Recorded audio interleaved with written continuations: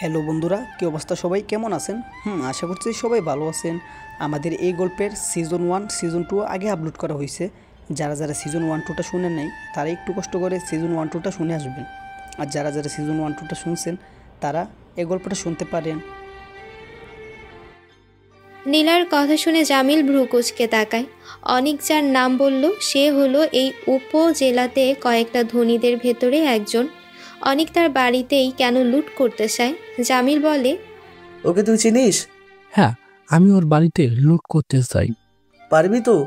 আমাকে পারতেই হবে। আমি না পারলে কখনো চেহারা দেখাবো না। অনেক কনফিডেন্স দেখছি।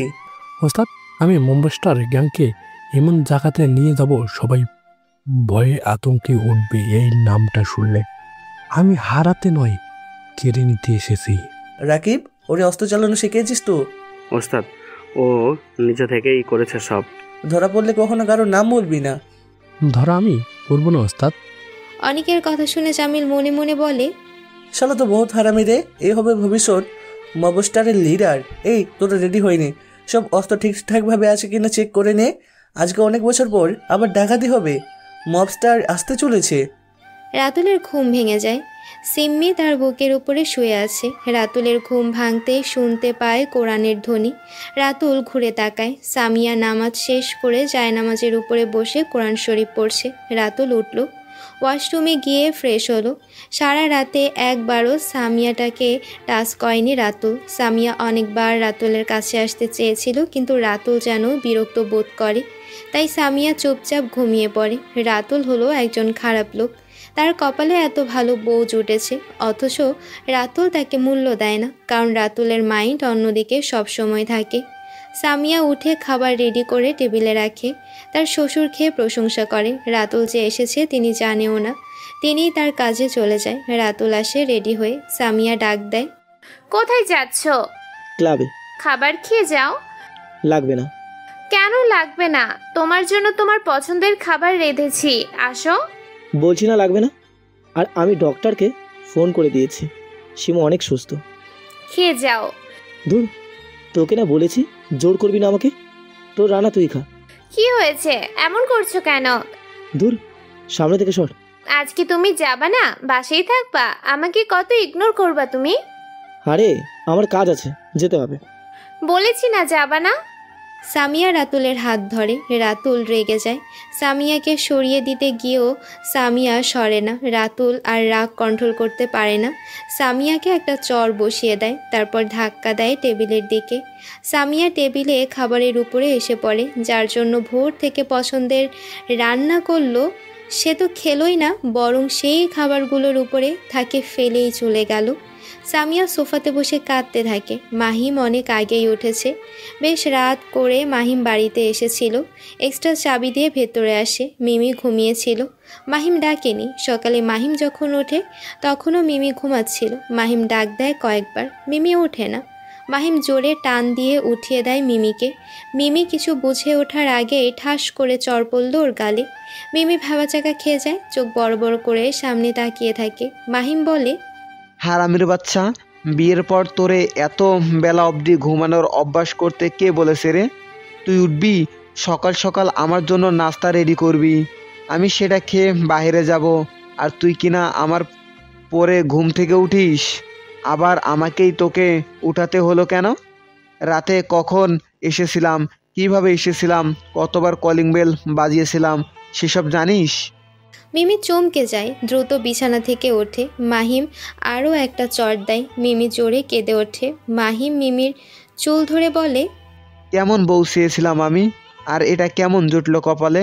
মা বাবা গ্রামের মেয়ে বিয়ে করালো, আর সেটা কিনা এমন জঘন্য কাজের।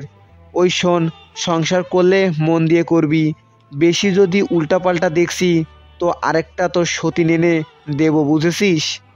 মাহিম মিমিকে ছেড়ে দেয়। মিমি কোনো কথা বলে না ভয়ে, কারণ মাহিম কথায় কথায় মিমির গায়ে হাত তোলে। মিমি কি করবে বুঝতে পারছে না। এমন ছেলের সাথে কেন তার বাবা বিয়ে দিল? নিলয়ের কথা হঠাৎ করেই মনে পড়ে ওর। নিলয়ের ছেলেটার চোখে ওর প্রতি ভালোবাসা দেখেছিল। এখন মিমি বেশ ভালোভাবেই বুঝতে পারছে যোগ্যতা দিয়ে সব হয় না, ভালোবাসাও পাওয়া যায় না। নিলয়ের জন্য মিমির মনটা কেমন টুকরে কেঁদে উঠতে লাগলো। নিলয়রা শেয়ার বাজারে টাকা বিনিয়োগ করেছে। ওরা হ্যাকারের সাহায্যে একটা অ্যাকাউন্ট ক্রিয়েট করেছে যার নাম দিয়েছে গ্রিন স্নেক। এটা দিয়েই তারা একটা নির্দিষ্ট কোম্পানির অনেকগুলো ছোট ছোট শেয়ার কিনে বিনিয়োগ করে দিয়েছে। সেই কোম্পানি থেকে 10 লাখ টাকার শেয়ারও কিনেছে মাহিম আর অলমাইটি ক্লাব। নিলয় কম্পিউটারের সামনে বসে আছে। সবাই যার যার কম্পিউটারের সামনে বসা। চার্ট দেখে বড় বড় রাঘব বোয়ালেরা শেয়ার কিনেছে। তখনই মাসুম বলে, ভাই, অলমাইটি ব্ল্যাক আর মাহিম নামের একজন ডিলার ওমেগা কোম্পানির শেয়ার কিনেছে। এটা প্রায় নতুন কোম্পানি, শেয়ার হোল্ডারদের মধ্যে ওমেগা কোম্পানির উপর উঠেছে। কোম্পানির প্রোডাক্ট ভালো, খুব দারুণ ভালো। আমরা তো প্রায় 1 লাখ টাকা শেয়ার কিনেছি, আরও কিনলে ভালো হতো। আমার জন্য প্রতি তো 1 লাখ দিয়ে কিনছি, লস হলে 6 লাখে যাবে, অন্য তো 10 লাখ। অলমাইটি ব্ল্যাক কিনেছে 20 লাখ টাকার বেশি, আর এখানে আছে তো অতি ক্ষুদ্র বিনিয়োগকারী। সব মিলিয়ে 1 লাখ টাকার শেয়ার ছাড়া হয়েছে কোম্পানি থেকে। আর তাই লস হলে 6 লাখ যাবে, কিন্তু লাভ হলে আমরাই 50 লাখ বের করব। কিভাবে? নিলয় হাসতে থাকে। কম্পিউটারের দিকে ওর তীক্ষ্ণ নজর। দেখা যাক নিলয় কি করতে পারে। সব ক্লাবের মালিকেরা নিলয়ের ফটো নিয়ে ঘাটাঘাটি করে, কিন্তু কোনো প্রকার রেকর্ডস তারা পায়নি। বরং এই ছবিটাই তারা প্রথম দেখেছে। আজ প্রায় 10 দিন হয়ে গেছে এরকম কোনো ফেসের কাউকে ক্লাবে দেখা যায়নি। ক্যাসিনো আগের মতোই সমতায় আগাচ্ছে। কেবল একটা নির্দিষ্ট রাতে সব কিছু যেন তছনছ হয়ে যায়। নিলয় আসে ক্লাবে, ক্যাসিনো খেলে কোটি টাকা নিয়ে চলে যায়। কিন্তু এটা আসলে কে, কেন সে এমন হিংস্রভাবে খেলে? ক্লাব মালিকদের জন্য সেই কালো রাতটা কবে আসবে? রাতুল তার ক্লাবে এসেছে। ক্লাবের পেছনে তার রয়েছে বিশেষ একটি রুম। সেই রুমটাতে যারা ওর বিরুদ্ধে কথা বলে এমন অনেক ধরনের মানুষকে এসে তুলে নিয়ে এসে এখানে পিচ পিচ করে কেটে মেরে ফেলে। সাংবাদিক থেকে শুরু করে অনেক খেলোয়াড় আছে এখানে। রাতুলের ঘরে এসে লাশ হয়েছে। কৌশিকদের তুলে নিয়ে এসেছে মিঠু। জায়গাটা দেখে অনেক ভয় পায় তারা। কখনো তারা এখানে আসেনি, কেন তুলে আনা হয়েছে ওরা জানেও না। ভয় ভয় নিয়ে প্রশ্ন করেছিল একবার, কিন্তু প্রশ্ন করার কারণে কৌশিকের পায়ে ড্রিল মেশিন দিয়ে ফুটো করে দেওয়া হয়েছে। ভয়ে আর কৌশিক কোনো চিৎকার করেনি। রাতুল রুমে আসলো। রাতুলকে দেখে কৌশিক আরও ভয় পায়। এই ছেলেটার সাথে 3 দিন আগে ঝামেলা হয়েছিল।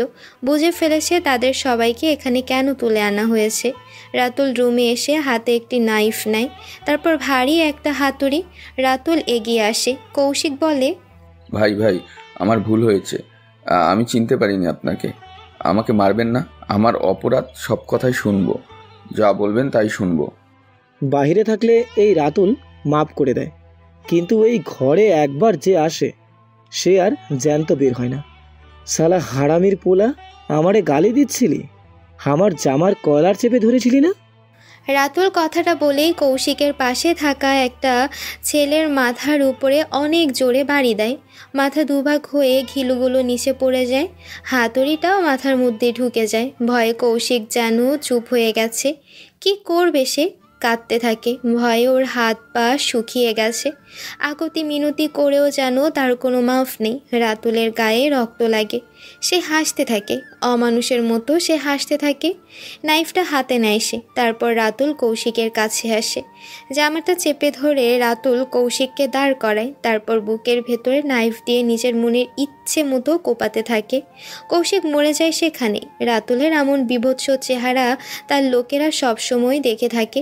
সে কতটা হিংস্র আর তার সাম্রাজ্য যে কতটা বড় এটা কারোরই ধারণা নেই। রাতুল চাইলে পুরো দেশ তার আন্ডারে রাখতে পারে।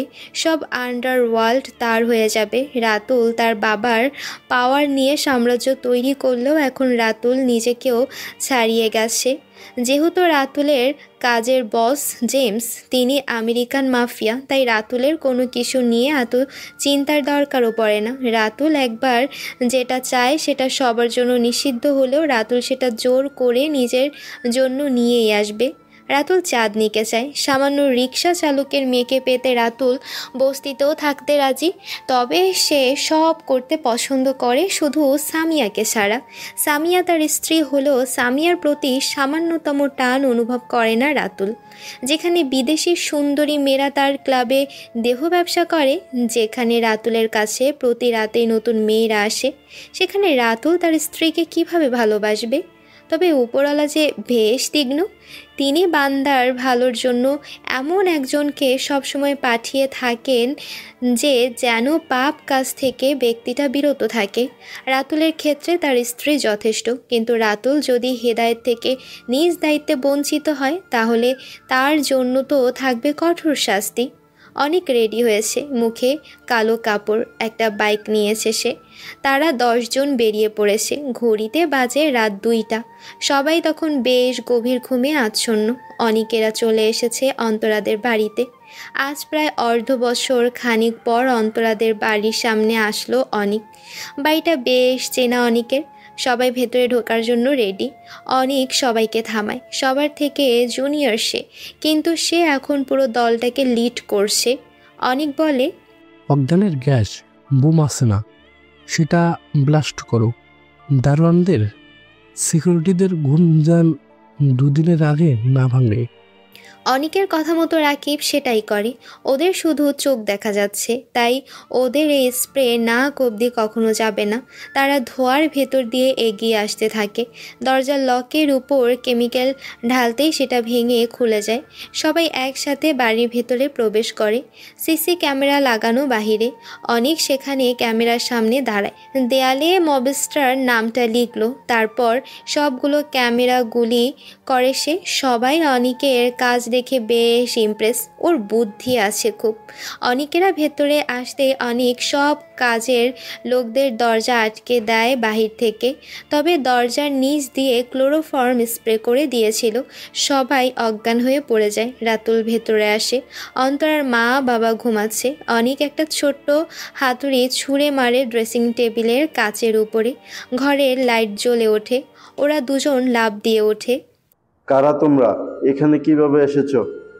অন্তরার বাবার কথা শুনে কেউ কোনো পাত্তা দিল না। ওদের দুজনের হাত দুটো বেঁধে দেয়। তারপর টেবিলে থাকা দামি আইফোনগুলো ব্যাগের ভেতরে ঢুকালো একজন। অন্তরার বাবা জোরে জোরে অনেক কথা বলতে থাকে। রাকিব এসে ওনার হাতে ছুরি ঢুকিয়ে দেয়। তারপর চিৎকার করে বলে, চুপ কর, বেশি কথা বললে মেরে রেখে দেবো। আমরা ডাকাত। তোর বাড়িতে কি কি আছে বল, কোথায় আছে জলদি বল। বাড়িতে কিছু নেই, সব কিছু ব্যাংকে রাখা। বল, না হলে তোকে এখনই। রাকিব একটা ছুরি নিয়ে অন্তরার মায়ের দিকে এগিয়ে যায়। অনিক এসে হাতটা ধরে। তারপর রাকিবকে ইশারায় থামিয়ে আঙ্গুল দিয়ে 1 মিনিট দাঁড়ানোর ইশারা করে। অনিক রুম থেকে বের হয়। অন্তরার ঘরের বাহিরে আসে। অন্তরার ঘরের দরজা খোলা, তবে মাথার উপরে হেডফোন। ফুল সাউন্ডে গান শুনছে আর তার একটা ছেলে বন্ধুর সাথে প্রেমের চ্যাট করছে। হঠাৎ অন্তরা অনুভব করে তার পাশে কে যেন এসে দাঁড়িয়ে ফোনের দিকে তাকিয়ে আছে। সে গানটা অফ করে বলে, মা তুমি আসছো, তা বলে আসবা না? অন্ধকার রুম। তখনই অন্তরার হাত থেকে ফোনটা কেড়ে নেয় অনিক। অন্তরা কিছু বলতে যাবে তার আগে মাথা থেকে হেডফোনটাও খুলে নেয় সে। অন্তরা আবার কিছু বলতে যাবে, তখনই লাইট জ্বালানো হয়। অন্তরা তাকিয়ে দেখে কালো পোশাকে একটা ছেলে দাঁড়ানো, হাতে ছুরি পিস্তল। অন্তরা ভয় পায়। অন্তরা চিৎকার করে ওঠে। ওদের মা বাবার কানে চিৎকার এসে পৌঁছায়। অনিক অন্তরার পায়ে গুলি করে। তারপর অন্তরাকে টানতে টানতে ওদের রুমে নিয়ে যায় সে। ওর লোকেরা বাড়ির ভেতরে যা যা পেয়েছে সব নিয়েছে, কিন্তু ক্যাশ টাকা এখনো পায়নি। অনেক অন্তরার কপালে পিস্তল ধরে। রাকিবকে ইশারা করে, বল কোথায় আছে সব কিছু, না হলে তোর মেয়েকে মেরে ফেলবো। আমার মেয়েকে মেরো না। তোমরা কারা? অনেক আরও একটা গুলি করে অন্তরার পায়ে। সবাই চিৎকার করে ভয়ে নিয়ে তাকায় ওদের দিকে। হঠাৎ অনেকের নজর যায় আয়নার দেয়ালে। সেখানে হাতুড়ির আঘাতে কেমন ভেঙে গেছে। অনেক এগিয়ে হাতুড়িটা হাতে নেয়। তারপর সেই দেয়ালে কয়েকবার বাড়ি দিতেই ঠক ঠক কেমন ফাঁকা আওয়াজ হলো। অনেক দুজনকে ডাকে, টেবিল সরাতে বলে। তারপর আবারও হাতুড়িটা জোরে ছুঁড়ে মারে সেই দেয়ালে। দেয়ালটা তখনই ভেঙে যায়। একটা গোপন ঘর ওপেন হয়। অনেক সবাইকে সেদিকে ঢুকতে বলে। আর অন্তরাদের সব টাকা গহনা সেখানেই আছে। অনেক অন্তরার কাছে আছে, নিচু হয়ে বসে। অন্তরা যন্ত্রণায় কাতরাচ্ছে। অনেক হাসলো। বারবার অন্তরার বাবা বলছে, কে তোমরা, কেন এসেছো? অনেক চিৎকার করে বলে, আমরা ডাকাত। কথাটা বলেই সে অন্তরার বুকে ঠাস ঠাস করে গুলি করে দেয়। অন্তরা সেখানেই মারা যায়। ওর মা বাবা আর কোনো কথা বলে না। অনেকদের ডাকাতিও শেষ হয়। প্রায় 2 কোটি টাকার জিনিস নিয়ে ওরা চলে আসে সেখান থেকে। ক্যাশ টাকা 50 লাখের বেশি। তবে গহনা সোনার জিনিসে ওদের 2 কোটি হয়ে গেছে। আজ 1 সপ্তাহ ধরে ওরা সবাই কম্পিউটারের কাছে বসে আছে। প্রতিটা পণ্যের দাম একবার কমেছে, একবার বেড়েছে। হঠাৎ করেই প্রতিটা পণ্য 200 থেকে বেড়ে 250 হয়ে যায়। মানে একটি পণ্যের নির্দিষ্ট দাম 200 টাকা, সেখান থেকে বেড়ে 250 টাকা হয়ে যায়। কাব্য বলে, নিলয়, পণ্যের দাম হুট করে বেড়ে গেছে, আরও বাড়বে। 300 হলেই আমরা শেয়ার বিক্রি করে দেব, কি বলিস? না, এখনই বিক্রি করব। আমার যতটুকু রিসার্চ করা আছে, কোনো পণ্যের দাম হুট করে বাড়লে আবার সেটা কমে যাবে, আর না কমলেও কোনো সমস্যা নেই, কারণ আমরা 6 লাখ টাকার শেয়ার কিনেছি। এখন প্রতিটা পণ্য থেকে আমরা 50 টাকা করে লাভ করব। আবার নির্দিষ্ট দাম তো আছেই, এখানে সরাসরি ব্যাংকের অ্যাকাউন্টে টাকা চলে আসবে, তাই প্যারা নেই। এখন 6 লাখ টাকার থেকে প্রতিটা পণ্য থেকে যদি 50 করে লাভ করি, তাহলে এর হিসেব কত দূরে যাচ্ছে জানিস? সুতরাং যারা এখানে আরও টাকা লাগিয়েছে তারা পুরো ধসে পড়বে। আমরাই এখান থেকে 60 লাখ পেয়ে যাব, তাই লাভ হবে আমাদের।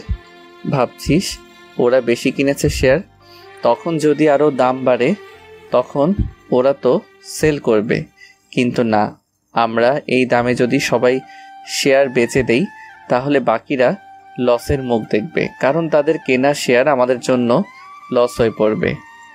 তাই কনফার্ম করো সবাই। নীলার কথাগুলো শুনে সবাই 6 লাখ টাকার শেয়ার বিক্রি করে দেয়। তখনই প্রতিটা 200 থেকে 250 টাকার জিনিস ওরা লাভ করে 50 টাকা। আর তাতেই কোম্পানির সব শেয়ারে নড়চড় শুরু হয়ে যায়।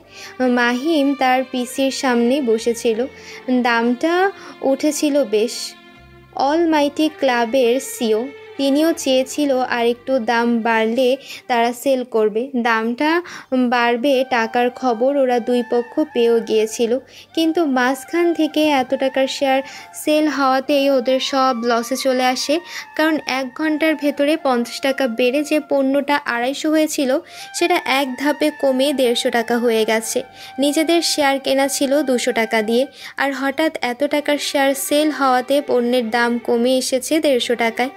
রাঘব বোয়ালদের তখন মাথায় হাত, এত টাকার শেয়ার কে ক্রয় করলো? মাহিম 10 লাখ টাকা লস খায়, অলমাইটি ক্লাব গ্যাং খায় 20 লাখ টাকা, আর লাভ করে ছোট ইউজার আর গ্রিন স্নেক গ্যাংয়ের লোকেরা। নিলয় চিৎকার করে ওঠে।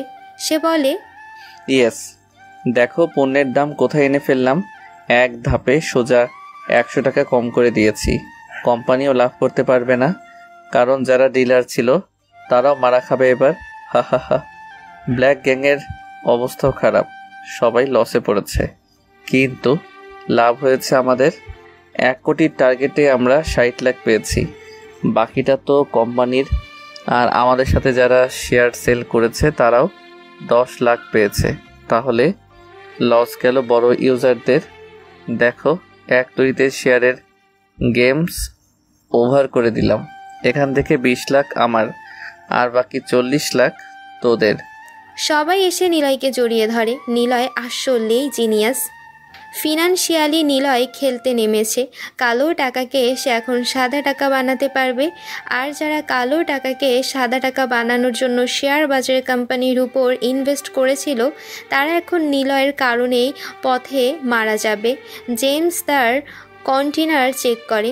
এই কন্টেনার সমুদ্র পথ হয়ে বাংলাদেশে যাবে। কেউ তার মাল আটকাতে পারবে না। জেমস পাঠাচ্ছে দামি ড্রাগস আর রাশিয়ান কতগুলো সুন্দরী মেয়েকে। তবে এদের ভেতরে সবচাইতে সুন্দরী মেয়েটা হলো শার্লিন। শার্লিন বেশ চুপচাপ একটা মেয়ে। বয়সটা 25-26 হয়েছে। জেমস শার্লিনকে পেয়েছে একটা অন্যরকম জায়গা থেকে। শার্লিন হলো একজন পুলিশ। জেমসের উপরে রাশিয়ান পুলিশদের তৎপরতায় জেমসকে ধরার জন্য পাঠানো হয় শার্লিনকে। কিন্তু শার্লিন ধরা পড়ে। শার্লিন যেদিন ধরা পড়ে সেদিন জেমস অনেক মারে তাকে। সারা গায়ে শার্লিনের মায়ের দাগ ফুটে ওঠে। আজ 3 দিন পর শার্লিনের জ্ঞান ফেরে। শার্লিন দেখতে পায় তারা খাঁচার মধ্যে বন্দি, আর খাঁচাটা কন্টেনারের স্টিল দিয়ে ঢেকে দিচ্ছে। জেমস আসে শার্লিনের কাছে। শার্লিনের গালে হাত দিয়ে বলে, Hey cop, Don't touch my body. I will kill you, bloody bastard. Leave me. Hey James, leave me. you don't know me. I'll send you a place where you will never wish James ill again. Hey James, leave me please. Russian police won't let you go. Shut up, fucking lady. You're so beautiful. I sold you to Bangladesh. Bangladesh? It's where? Hey James. শার্লিনের কথা শোনার সময় নেই আর জেমসের নির্দেশে সবাইকে আবার নেশার injection push করা হয়। সবাই নেশার চোটে জ্ঞান হারিয়ে ফেলে। জেমস 10টা কন্টেনার বুক করে, ফলে ভেতরে ড্রাগস দিয়ে সে আমেরিকা থেকে বাংলাদেশে পাঠাচ্ছে। আর শার্লিনদের কন্টেনারের চারপাশে মাংস দিয়ে ঢেকে দিয়েছে, যেন নৌবাহিনী দেখলেও কিছু খুঁজে না পায়। এভাবেই আমেরিকা থেকে মাল আসে, আর সেই মাল সোজা যায় রাতুলের কাছে। রাতুল সেগুলো নিজের ডেরাতে এনে সবগুলো কন্টেনার চেক করবে। তারপর ওর দামি ড্রাগসগুলো কালেক্ট করে চড়া দামে কালোবাজারে বিক্রি করেই সে হয়েছে কোটিপতি। কিন্তু এই সব তো রাতুলের কালো টাকা। এই কালো টাকাকে সাদা করার জন্যই আছে তো শেয়ার বাজার নামক এক অদ্ভুত বাজির গেম। এটা এক প্রকার ট্রেডিং। মূলত শেয়ার বাজারটাকে নিয়ে বড় বড় নেতারা, টাকাওয়ালা মানুষেরা ছোট ছোট গরিব ইউজারদেরকে নিয়ে খেলছে, আর বড়রা টাকা ইনভেস্ট করে সেটাকে সাদা টাকা বানিয়ে কোটি কোটি টাকা ব্যাংকে বা নিজের কাছে জমা রাখছে, যাতে ইনকাম ট্যাক্সের লোকেরা এসে বুঝতে পারে এগুলো শেয়ার বাজার থেকেই আয় করা টাকা। আর মাঝখান থেকে দুমড়ে মুচড়ে শেষ হয়ে যাচ্ছে ছোট ইনভেস্টররা। এটাই এক প্রকার ট্রেডিং। যারা বোঝে তারা সেখানে লড়তে পারে, আর যারা বোঝে না, কেবল মানুষের টাকা দেখে ভাবে আমিও ট্রেডিং করব, তারাই মারা খাচ্ছে বারবার। রাতুল বস্তিতে এসেছে। চাঁদনির সামনে বসেছে রাতুল। চাঁদনির বাবা কাশেম মিয়া বাড়িতে নেই। চাঁদনি আর রাতুল বসে আছে। দুজনেই বেশ হেসে গল্প করছে। রাতুল বলে, আর কোনো ভয় নেই। ওরা কি আরও আপনাকে বিরক্ত করে? না না, আজ কয়দিন হলো আপনাকে সামনে তো দূর এলাকাও দেখছি না। কি বলেছিলেন? পুলিশ দিয়ে ধরিয়ে দিয়েছি, ওরা আর আসবে না। দুজনে বেশ গল্প করছে। রাতুল বলে, একটু চিনি কম হয়েছে, এনে দেবেন? চাঁদনি সাথে সাথে রান্নাঘরে চলে যায়। রাতুল তখনই জোরে জোরে কাশতে থাকে। চাঁদনি বলে, পানি খাচ্ছেন না কেন? রাতুল গ্লাসের পানি দূরে ফেলে দিয়ে রান্নাঘরে চলে যায়। রাতুল বলে, সরি, পানি ফুরিয়ে গেছে, তাই ভেতরে আসলাম, কিছু মনে করবেন না। চাঁদনি মুচকি হেসে বলে, আরে না না। ঠিক তখনই রান্নাঘরের দরজা আটকানোর সাউন্ড শুনতে পায় দুজন। চাঁদনি ঘাবড়ে যায়। সে বলে, কে কে দরজা আটকিয়েছেন? খুলুন বলছি। চাঁদনির প্রশ্নে কোনো উত্তর পায় না সে। তবে তখনই শুনতে পায়, কে কোথায় আছেন? জলদি আসেন, দুজনকে ধরেছি আমরা। কামালের মেয়ের চরিত্র কত খারাপ দেখে যান। ঘরে পরপুরুষ ডেকে এনে কিভাবে আকাম করছে। একটা মহিলা চিৎকার করে মহল্লার লোকদের ডাকলো। চাঁদনি আর রাতুল দুজনেই অবাক। রাতুল দরজা ধাক্কা দিতে থাকে জোরে জোরে। খুলুন দরজা, কে আপনারা? রাতুলের প্রশ্নেরও উত্তর আসে না। তবে আবার শুনতে পায় ওরা, জলদি আসেন, আকাম করতে গিয়ে ধরেছি। কামাল তার মেয়ের দিয়ে বড়লোক ছেলের মাধ্যমে টাকা ইনকাম করে। ছি, ছি, মহল্লা তো নষ্ট হয়ে গিয়েছে। আসেন আপনারা। অনেকগুলো লোক আসে। রাতুল আর দাঁড়িয়ে থাকে না, চাঁদনির হাত ধরে দরজায় জোরে লাথি দেয়। দরজা ভেঙে পড়ে। সামনেই দেখে অনেকগুলো মহল্লার লোকজন জড়ো হয়ে গেছে, দুজন দুজনের হাত ধরে আছে। সেই মহিলা আবার বলে, দেখছেন ওদের পিরিতি? ওরা রান্নাঘর থেকে কি সব করছিল। ছি, মহল্লাতে এমন কিছু হচ্ছে, এটা তো মানাই যায় না। কাশেমকে মহল্লা ছাড়া করতে হবে। কি বলছেন? হ্যাঁ, আপনি কে? যা বলছেন সেটা সাবধানে বলেন, বুঝেছেন? এই ছেলে, কে তুমি? আমি চাঁদনির বন্ধু, আমরা একসাথে পড়ি। আপনারা কেন এমন বলছেন? বন্ধু, তা ওর সাথে যে অবৈধ সম্পর্ক আছে সেটা তুমি বলনি কেন? এখন ওর পেটে যে বাচ্চা আছে, কি হবে? হ্যাঁ, হোয়াট? হেউ, আপনাকে কিন্তু সাবধান করছি, বাজে কথা বন্ধ করুন। চুপ, বেশি বগলে তোরে এখানে মেরে রেখে দেবো। মেম্বার সাহেব, দুইটাতে দড়ি দিয়ে বেঁধে পেটানো যাক। মেম্বার সাহেবের পাশে দাঁড়ানো হামিদ নামের লোকটা কথাটা বলল। চাঁদনি ভয়ে আরও রাতুলের কাছে আসে। চাঁদনির বুকের বাম পাশটা রাতুলের কনুইতে এসে ঠেকেছে। রাতুল সেটা বুঝতে পেরে ইচ্ছে করে হাত নাড়িয়ে সামনে এগিয়ে আসতে থাকে, কিন্তু চাঁদনি যেতে দেয় না, জড়িয়ে রাখে হাতটা। চাঁদনি কাঁদছে, তার গায়ে অপমানের দাগ দিয়েছে মহল্লার লোক, তার চরিত্র নিয়ে কথা তুলেছে এলাকার লোকজন। চাঁদনির যেন মরে যেতে ইচ্ছে করছে। এমন সময় কামাল সাহেব বাড়িতে আসে। রাতুল বলে, আপনারা কাজটা ভালো করছেন না। একজন বন্ধু আসতেই পারে, কিন্তু কিন্তু কি? হ্যাঁ, বন্ধুর নাম করে বাড়িতে দেহ ব্যবসা চলবে? এটা তো ঠিক না। ভালোই তো চলছে মেয়ে নিয়ে কামালের ব্যবসা। তা কত কামাই করেছে ওরা? কি হয়েছে মেম্বার সাহেব? আমার মেয়েকে কি সব বলেছেন আপনারা? তোমরা তো মিয়া ভালো না, বাড়িতে পুরুষ ডেকে এনে মেয়ের সাথে বিছানায় সময় কাটাতে দাও। এখন জানো না বুঝি? কি বলেন? অনেক হয়েছে, এত কাহিনী ভালো লাগছে না। আপনারা কি চাচ্ছেন? হ্যাঁ, কি চাই বুঝি না। জরিমানা 10 লাখ টাকা দাও। রাতুল চুপচাপ দাঁড়িয়ে থাকে। কিছু সময় ভেবে নিয়ে চাঁদনির দিকে তাকালো। মেয়েটা কেঁদেই চলেছে, অনেক কথা জমা আছে মুখে, কিন্তু চাঁদনি যেন বলতে গিয়েই পারে না। রাতুল ভেবে নিয়ে বলল, অলমাইটি ক্লাবের সব সদস্যরা বসে আছে একসাথে। তিশা নামের মেয়েটা হলো এই গ্যাংয়ের বুদ্ধিমতী মেয়ে। সে একজন ব্যাংকের টাকা হিসাবের কাজ করলো। তার কাজ হলো অলমাইটি গ্যাংয়ের হয়ে কখন শেয়ার সেল করা আর কেনা। কিন্তু তিশার শেয়ার সেল করার আগেই গ্রিন স্নেক গ্যাংয়ের লোকেরা শেয়ার সেল করে, যার ফলে ওরা প্রফিট আয়ের বদলে প্রথমবার লস খায়। আর ওরা নিজেরাই জানে সেল আরও বাড়ত, দাম বাড়ত, কিন্তু হুট করে বিক্রি হওয়াতে শেয়ারের দাম বাড়ার আগেই দামটা পুরো অর্ধেক কমে আসে, তাই লস নিয়ে বিক্রি করে দিতে হয় ওদের সেল। কাজটা কে করেছে, কারা করছে, এই প্রথম আমার লস খেলাম। কে এসেছি শেয়ার মার্কেটে? গ্রিন স্নেক নামের কোনো গ্রুপ বা ব্যক্তি, সেই অ্যাকাউন্ট থেকে শেয়ার সেল করা হয়। তার দেখাদেখিতে ছোট উইজাররাও সেল করে দেয়। অর্ধেকের বেশি শেয়ার সেল হয় বলেই দাম কমে অর্ধেক হয়ে গেছে। কিন্তু কে এটা? তাকে খুঁজে বের করো, আমার তাকে দরকার। ওরা গ্রিন স্নেক গ্যাংকে খুঁজতে থাকে। এদিকে মাহিমের 10 লাখ টাকার শেয়ার লস যায়। আয়ের বদলে লসে পড়ে মাহিমের যেন মাথা কাজ করে না। সে বাড়িতে এসেছে, দরজার কলিং বেল বাজায়। দরজা খুলতে দেরি হয় মিমির। মিমি ভেতরে ঢুকতেই দেখতে পায় মিমির কানে ইয়ারফোন ঝুলে আছে। মিমি ইয়ারফোনটা খোলে, কানে ইয়ারফোন থাকাতে সে কলিং বেলের শব্দ শুনতে পায় না, এজন্য দরজা খুলতে দেরি হয়। রাতুল ভেতরে এসে তার ব্যাগটা সোফাতে ছুঁড়ে মারে। সে বসলো সোফাতে, তারপর মিমিকে ডাক দেয়। মিমি সামনে এসে দাঁড়ায়, মিমির হাতে ইয়ারফোন। মাহিম বলে, দরজা খুলতে দেরি হলো কেন? আমি আসলে আমি চলে গেলে কি তোর প্রেমিক আসে নাকি বাড়িতে? কি সব বলছো? আমার কারোর সাথে কোনো সম্পর্ক ছিল না। তুমি আমার উপরে খারাপ মন্তব্য করার আগে একটুও ভাবলে না? তাহলে তোর দরজা খুলতে দেরি হলো কেন? কার সাথে শুয়েছিলি? আমার কানে ইয়ারফোন ছিল, আমি ইউটিউবে রান্নার ভিডিও দেখছিলাম, তাই খুলতে দেরি হয়েছে। মাহিম উঠে দাঁড়ায়। মিমি ভয় পায়। মাহিম এসে মিমির থেকে ইয়ারফোনটা নিয়ে নেয়, তারপর বলে, তোর ইয়ারফোন তোর গুজে দিব কুত্তার বাচ্চা। হাজবেন্ড বাসায় এসেছে, তোর উচিত তাকে 1 গ্লাস পানি এনে দেওয়া, জিজ্ঞেস করা এত দেরি হলো কেন, ঠিক আছে কিনা। কিন্তু তুই তো ইয়ারফোন গুজে নিয়ে বসে আছিস। মাহিম কথাটা শেষ করেই মিমির ইয়ারফোনটা টেনে ছিঁড়ে দেয়। মিমি কেঁদে ফেলে। মাহিম মিমির গালে চড় বসিয়ে দেয়। মিমি চিৎকার করে, কি সমস্যা? হ্যাঁ, রোজ রোজ আমাকে মারো কেন? ছেলে বলে কি যা ইচ্ছে করবে? আমার কি কোনো ইচ্ছে নেই? আমি যেসব পারি না সেসব কেন আমাকে করতে বলো? আমার এগুলো ভালো লাগে না। চুপ কর, তর্ক করবি না। বিয়ে করেছিস কেন?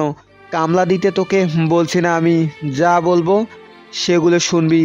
সেসব তো পারিস না, আবার চিৎকার করছিস। তোর চিৎকার আমি বের করছি, চল। মাহিম তার স্ত্রী মিমিকে টেনে নিয়ে যায় ঘরে। তারপর দরজা আটকে দিয়ে মিমির গা থেকে সব কাপড় টেনে হিসড়ে ছিঁড়তে শুরু করে। মিমি চিৎকার করে কাঁদলেও মাহিমের কিছু যায় আসে না। মিমিকে বস্ত্রহীন করে বিছানায় ফেলে দেয়। তারপর মিমির উপরে ঝাঁপিয়ে পড়ে মাহিম। মিমি কাঁদতে থাকে, মুখ দিয়ে আর কোনো আওয়াজ বের হয় না। নিলয় তার টিমের সবাইকে বলে, নিজস্ব অ্যাকাউন্ট ক্রিয়েট করেছি আমরা সবাই শেয়ার বাজারে। যা থাকবে ছোট ইউজার হিসেবে, যেন আমরা আমাদের ক্যাসিনো জুয়া থেকে টাকা পাবার পর সেগুলো শেয়ার মার্কেটে বিনিয়োগ করে কালো টাকাকে সাদা টাকা বানাতে পারি। নিলয়ের কথা ও কাজে সবাই ইমপ্রেস। নিলয় একটা জিনিয়াস। সে যেমন জুয়ারি তেমনি একজন জিনিয়াসও বটে। কিভাবে কি করতে হবে সেটা নিলয় ভালো করেই জানে। নিলয় বসা থেকে উঠল। কাব্য বলল, শেয়ার স্টকে একজন লোক আছে, নাম তার মাহিম। সে বড় ইনভেস্টর। মনে হচ্ছে আমাদের জন্য সে বড় লস করেছে। তার সাথে কথা বলে আরও কিছু জানতে হবে। ঠিক আছে, আমি ওর সাথে দেখা করব। ওর শেয়ার বাজার নিয়ে কথা শুনবো। সব কিছু আমাদের জানতে হবে। এই লাইনে কখনো ভুল করা যাবে না। আর নিধি, আমাকে মেকআপ দিয়ে চেহারাটা আবার চেঞ্জ করো। বেশ কিছু সময় নিধির কাজ শেষে নিলয় পা বাড়ায়। কাব্য আবার বলে, কোথায় যাচ্ছিস রে? কাব্যের কথা শুনে নিলয় ঘুরে তাকায়। তারপর বলে, ছোট ভাইকে খুঁজতে যাচ্ছি। নিলয় বের হয়। দামি একটা বাইক কিনেছে সে। নিলয় বাইক নিয়ে সোজা গ্রামের দিকে আসতে থাকে। অনেকের কি খবর কেউ জানে না। যদি নিলয় নিজের চেহারা নিয়ে গ্রামে আসে তবে পুলিশ তাকে ধরবে। এটা নিলয় একদমই চায় না। তাই অনেকের খোঁজে সে মেকআপ নিয়েই বের হয়েছে। অনেক দাঁড়িয়ে আছে জামিলের সামনে। অন্তরাকে মেরে ফেলেছে অনেক, এটা জামিল শুনেছে। অনেককে যতটা না বাচ্চা মনে হয়েছে, অনেক তার থেকেও ডেঞ্জারাস। বেশ বড় রকমের অ্যামাউন্ট ওরা ডাকাতি করে নিয়ে জামিলের সামনে ধরেছে। জামিল বলে, মার্ডার করলি কেন অনেক? মেয়েটাকে ভালোবাসতাম আমি। রুমে যে দেখি সো অন্য কারোর সাথে বিজি। আমি খারাপ ছিলাম না ওস্তাদ, কিন্তু তাকে ছাড়া কাউকে ভালোবাসিনি। তবে সে কেন অন্য কাউকে ভালোবাসবে? এটা আমার সহ্য হয়নি ওস্তাদ। মেরে ফেলেছি, সব সিসি ক্যামেরা ভেঙে ফেলেছি। আচ্ছা, সাধারণভাবে চলাফেরা করবি, যা এখান থেকে। ওস্তাদ, আমি বাড়ি যেতে চাই। মায়ের সাথে একবার দেখা করতে চাই। আমার কিছু টাকা দেন। কত নিবি? যেটা ইচ্ছে দেন। ওই রাকিব, অনেককে 50,000 টাকা দে, যা মায়ের সাথে দেখা করে আসবি। ভুলেও ডাকাতির কথা বলবি না কারোর সাথে। এটা আমার নিজের দল, আমি কখনো এটা ছাড়বো না। বলবো কেন? অনেক বের হয়। একটা বাইক নিয়ে সে চলে আসে তার মায়ের সাথে দেখা করার জন্য। নিলয় আসে তার ছোট ভাইকে নেওয়ার জন্য। রাতুল চাঁদনির হাত ধরে সবার দিকে তাকায়। তারপর বলে, আমি চাঁদনিকে বিয়ে করব।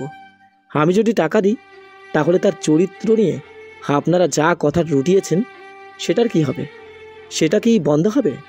তাই তাকে যদি স্ত্রী হিসেবে স্বীকৃতি দিই তাহলে তো কোনো সমস্যাই নেই। চাঁদনি অবাক হয়। এত বড় লোক ছেলেটা তার মতো গরিব ঘরের মেয়েকে বিয়ে করবে? চাঁদনির চোখের পানি মুছে দেয় রাতুল। তারপর বলে, তুমি কি আমাকে বিয়ে করবে? চাঁদনি মাথা নেড়ে হ্যাঁ বলে। রাতুল তখনই বলে, এখানেই বিয়ে হবে। আপনারা এবার যান, আপনাদের প্রয়োজন নেই। একটু পর কাজে আসে। রাতুল চাঁদনিকে কবুল বলে বিয়ে করে। সামিয়া সে সময় রান্নাঘরে ছিল, চুলা থেকে ভাত নামাচ্ছিল। হঠাৎ মাথাটা কেমন ঘুরে যায়, আর ভাতের হাঁড়িটা পড়ে ওর পায়ের উপরে। গরম ভাতগুলো ওর পায়ের উপরে পড়তেই রাতুল বলে ডাক দেয় সামিয়া। চোখ দিয়ে পানি পড়তে থাকে। আল্লাহ আল্লাহ করতে থাকে সে। মনে মনে বলে, আল্লাহ, আমার স্বামীর কিছু হয়নি তো? সে কি ঠিক আছে? কাজের লোকেরা দৌড়ে আসে। অ্যালোভেরা গাছের রস দিতে শুরু করে। ডাক্তার ডাকা হয়। এক হাতে সামিয়ার ফোন। রাতুলকে কল করে যাচ্ছে লাগাতার, কিন্তু রাতুল রিসিভ করছে না। সামিয়ার বুকটা কেমন কেঁপে উঠছে বারবার। রাতুল ফোনটাই বা রিসিভ করবে কিভাবে? সে তো বাইক চালাচ্ছে, আর বাইকের পেছনে চাঁদনি বসে আছে। চাঁদনিকে সে নিয়ে যাচ্ছে তার বিরাট বড় ক্লাবে, যেখানে আছে একটি আবাসিক হোটেল, যেখানে প্রেমিক প্রেমিকারা ডেট করতে আসে।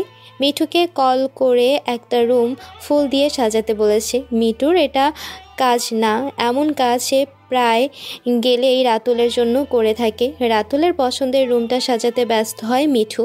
আজকে সে চাঁদনির সাথে অন্যরকম খেলায় মেতে উঠবে। চাঁদনি জানেও না সে কত বড় ভুল করেছে। অনেক ঘন্টা হয়ে গেছে, মাইল কি মাইল, বন্দর থেকে বন্দর পাড়ি দিয়ে বাণিজ্যিক জাহাজ এসে থেমেছে বাংলাদেশের সমুদ্র বন্দরে। একটা সিল সবার নজর এড়ায় না, আর এই সেলের কন্টেনারগুলো একজনের জন্যই আসে, আর সে হলো রাতুল। 10টা কন্টেনার এসেছে তার জন্য। পুলিশেরা সব কন্টেনারগুলো চেক করে, কিন্তু রাতুলের জন্য আসা কন্টেনারগুলো পুলিশেরা চেক করে না। যদি রাতুল জানে তার কন্টেনার কেউ ধরেছে, উল্টাপাল্টা হয়েছে, তবে যে করেছে তাকে তুলে নিয়ে যায় রাতুল, আর তার কোনো হদিশ থাকে না। কন্টেনারগুলো সোজা আমেরিকা থেকে এসেছে, বেশ কয়েকদিন পর এসেছে এখানে। ভেতরে থাকা বিদেশি মেয়েগুলো জানেও না তারা কোথায় এবং কেন পাঠানো হয়েছে। শার্লিনও জানে না, শুধু জানে সে বাংলাদেশে এসেছে, কিন্তু এটা সে প্রথম শুনেছে। রাশিয়ান পুলিশ সংস্থার অনেক বড় একজন অফিসার সে। জেমসের সাথে রাশিয়ান অনেক ভিআইপিদের আদান প্রদান আছে, যার ফলে রাশিয়ান অস্ত্র, কেমিক্যাল, বিভিন্ন ড্রাগস আসে আর যায়। সেটার সূত্র ধরেই শার্লিন নিজেই এটাকে বন্ধ করে মাঠে নামে। কিন্তু প্রথমেই সে রাশিয়াতে গ্যাংদের চক্করে পড়ে।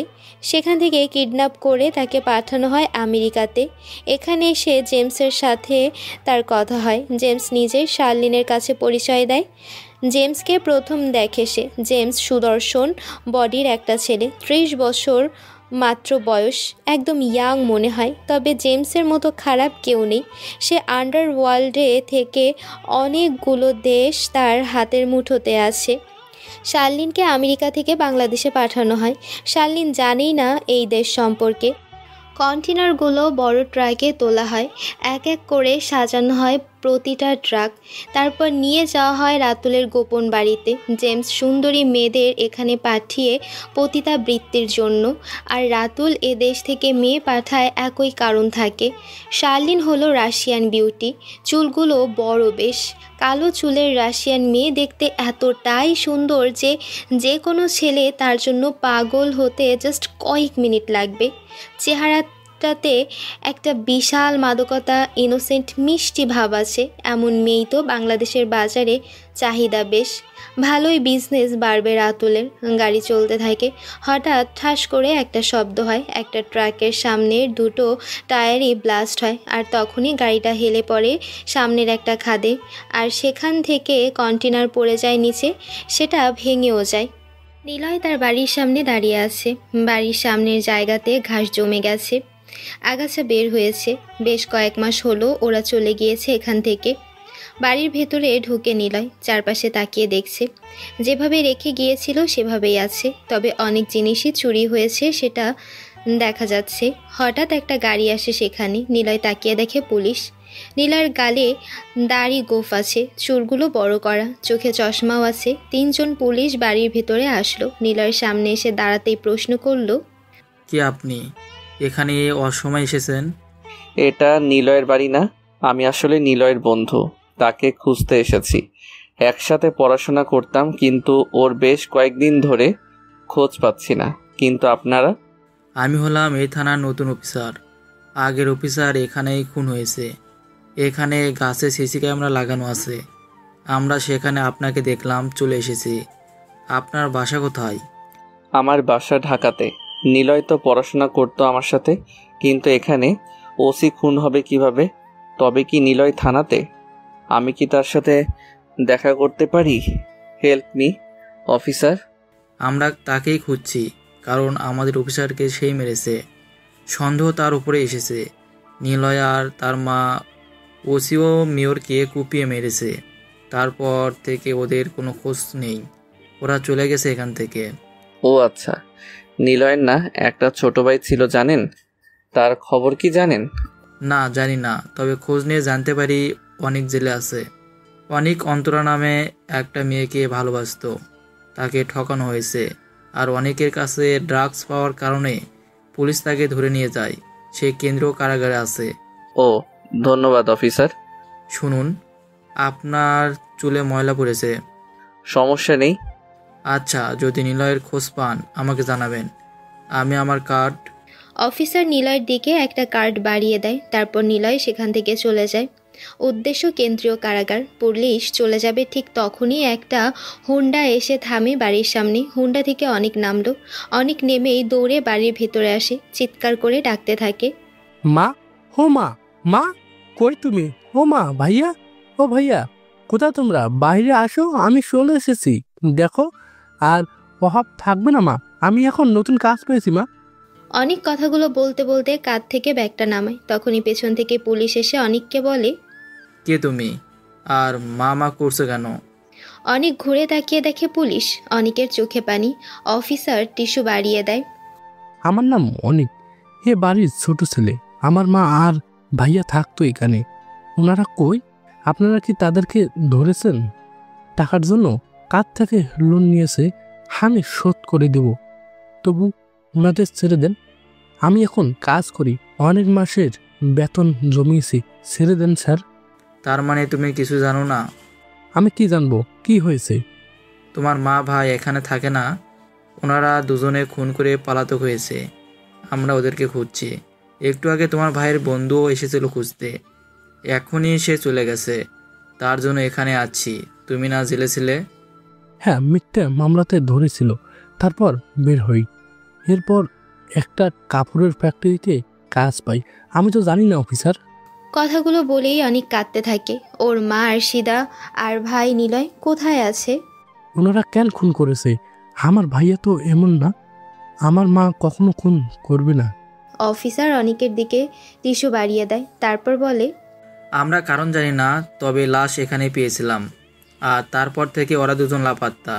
কেসের তদন্ত করতে গিয়ে জেনেছি মেম্বার খলিল টাকা পেত তোমার মায়ের কাছে। সেটা নিয়ে হয়তো ঝামেলা। আর তোমার ব্যাপারটাও তদন্ত করে জেনেছি। অনেক কাঁদতেই থাকে। ঘরে বসে পড়ে অনেক। তারপর চিৎকার করে বলে, মা, কোথায় গেলে তোমরা? আমি তোমাদের জন্য এসেছি, আমার জন্য কেন অপেক্ষা করলে না? অনেকের কান্না থামাতে বলে পুলিশ। অনেক সেখান থেকে উঠে চলে যায়। চাঁদনি দেখে বাসর ঘরটা বেশ সুন্দরভাবে সাজানো হয়েছে, চারপাশে ফুলে ভর্তি। এখানে যখন নিয়ে এসেছে রাতুল, চাঁদনি একবার প্রশ্ন করেছিল এখানে কেন। তখন রাতুল জানায় সে এখানেই থাকে। চাঁদনি আর কোনো প্রশ্ন করেনি। চাঁদনি টাটকা তাজা ফুলের গন্ধ নিতে থাকে। সে বিছানায় বসলো। রাতুল বাহিরে আছে। মিঠু বলে, স্যার, কন্টেনারে মাল এসেছে। রাস্তায় একটা ট্রাকের চাকা বাস হয়ে খাদে পড়ে, সেখান থেকে একটা কন্টেনার পড়ে যায়। আমরা তুলে এনেছি, দরজা ভেঙে গিয়েছে, কিন্তু ভেতরে মাল সব ঠিকঠাক আছে। গুড। আগামী 2 দিন আমি এইখানেই থাকবো। তারপর মাল চেক করতে যাব। মেয়েদের স্পেশাল রুমে আটকে রাখবি, আর ড্রাগসগুলো গোডাউনের ভেতরে সাজিয়ে রাখবি। 100 কোটির মাল আছে এবার, কেন যেন ক্ষতি না হয়। আর শোন, ওদেরকে টাকা বুঝিয়ে দিয়েছিস তো? জি স্যার, না হলে ওরা কাজ করতে রাজি হয়নি। আচ্ছা।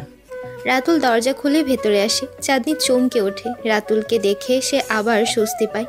রাতুল এত সুন্দর একটা মেয়েকে আজকে নিজের করে পেয়েছে। রাতুল গিয়ে চাঁদনির পাশে বসে।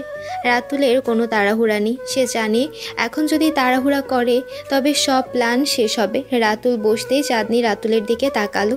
রাতুল চাঁদনির হাত ধরে। চাঁদনি কেঁপে ওঠে। রাতুল একটু সরে যায় তার কাছে। চাঁদনির মাথাটা নিজের কাঁধে নিতেই চাঁদনি এক হাত দিয়ে রাতুলকে জড়িয়ে ধরে। শুনেন না, আমাকে বিয়ে করে আপনার অনেক খারাপ হলো। না, কেন হবে? সত্যি বলতে আমি তোমাকে ভালোবাসি। কি সত্যি? হ্যাঁ, অনেক ভালোবাসি।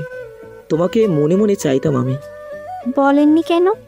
যদি সবার মতো মনে করতে। পাগল। আচ্ছা শোনেন, আমাকে কখনো ছেড়ে যাবেন না। হুম। আমরা একসাথে থাকবো সব সময়। হুম। আমাকে আগলে রাখবেন। হুম। রাতুল চাঁদনিকে সোজা করলো। চাঁদনি ঠোঁটের দিকে তাকিয়ে থাকে। রাতুল কি নরম ঠোঁট, কি রসালো ভাবে তার দিকে তাকিয়ে আছে। ঠোঁট দুটো শুকনো হলেও রাতুল যেন ওই ঠোঁটের আবেগে সব কিছু ভুলে যেতে বসেছে। তার ওই ঠোঁট দুটো যে রাতুলের লাগবেই, এতটা আগ্রহ আকাঙ্ক্ষা কোনো দিন হয়নি রাতুলের। সামিয়াও যে কম সুন্দরী এমন না, কি একটা আজব দুনিয়া। যারা খারাপ হয় তারাই সুন্দরী আর সেরা মেয়েদেরকে নিজের কাছে পায়, অথচ তারা সেটার মূল্য দিতে জানে না। আর ওদিকে যারা মূল্য দিতে জানে তাদের কপালে জোটে রাখ তোর সংসার করব না আমি, তোর মা খারাপ, মানে বউ শাশুড়ির যুদ্ধ লেগে থাকে। চাঁদনির ঠোঁটের দিকে এগিয়ে যায় রাতুল, চাঁদনিও একটু একটু সরে যেতে থাকে।